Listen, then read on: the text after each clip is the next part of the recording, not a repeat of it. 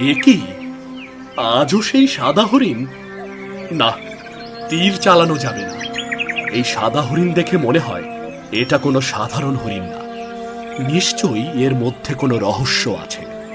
আমাকে দেখতেই হবে এই সাদা হরিণের রহস্য কি।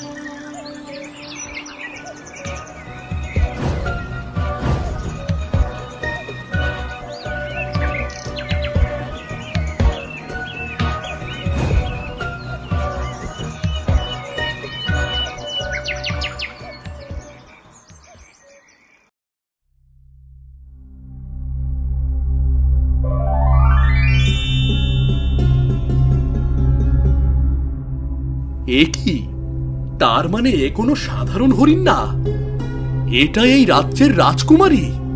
কি সুন্দর দেখতে! একবার দেখলে বারবার দেখতে মন চাইবে। কিন্তু রাজকুমারী এত সুন্দর হয়েও কেন সামান্য হরিণের বেশে জঙ্গলে জঙ্গলে ঘুরে বেড়ায়, এটাই তো বুঝতে পারছি না।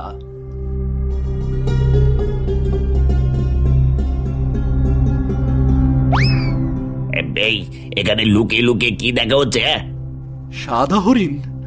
না না না, রাজকুমারী। বুঝতে পেরেছি, সব বুঝতে পেরেছি। চল চল চল, তোকে মহারাজের কাছে নিয়ে যেতে হবে, চল। না না না, আমি কিছুই করিনি। আমাকে ছেড়ে দাও, আমাকে ছেড়ে দাও। ছেড়ে দেবো? ছেড়ে দেবো? তোকে মহারাজের সামনে যেতেই হবে। চল চল তাড়াতাড়ি, না হলে মেয়ের একেবারে পিঠের চাল তুলে দেবো একেবারে।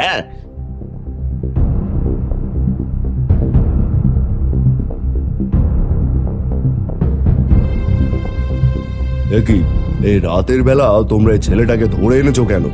মহারাজ, এই ছেলেটা একজন শিকারী। সে নাকি সাদা হরিণের কিছু নিয়েছে, রাজকুমারীর ব্যাপারে সব জেনে গেছে, তাই ধরে নিয়ে এসেছি।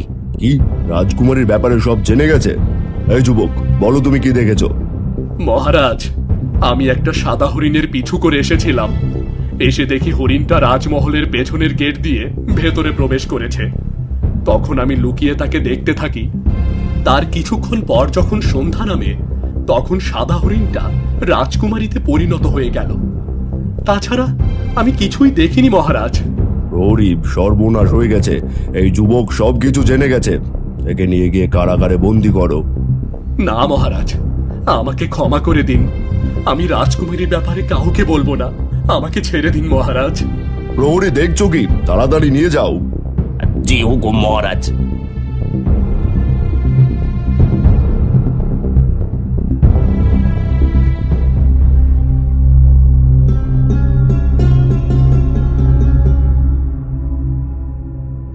আরে রাজকুমারী, আপনি এখানে? হ্যাঁ, তোমাকে দেখতে এলাম। কিন্তু আপনি আমাকে দেখতে আসলেন কেন? কারণ তুমি আমার জন্য এখানে বন্দি হয়ে আছো। কি যে বলেন! আপনার জন্য আমি কেন বন্দী হব? আমি তো নিজের ভুলে এখানে বন্দী হয়েছি।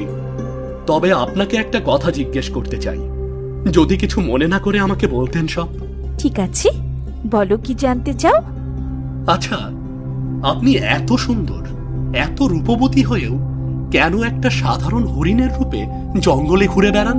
শুনবে? তাহলে শোনো। আমিও একদিন এভাবে জঙ্গলে শিকার করতে গিয়েছিলাম।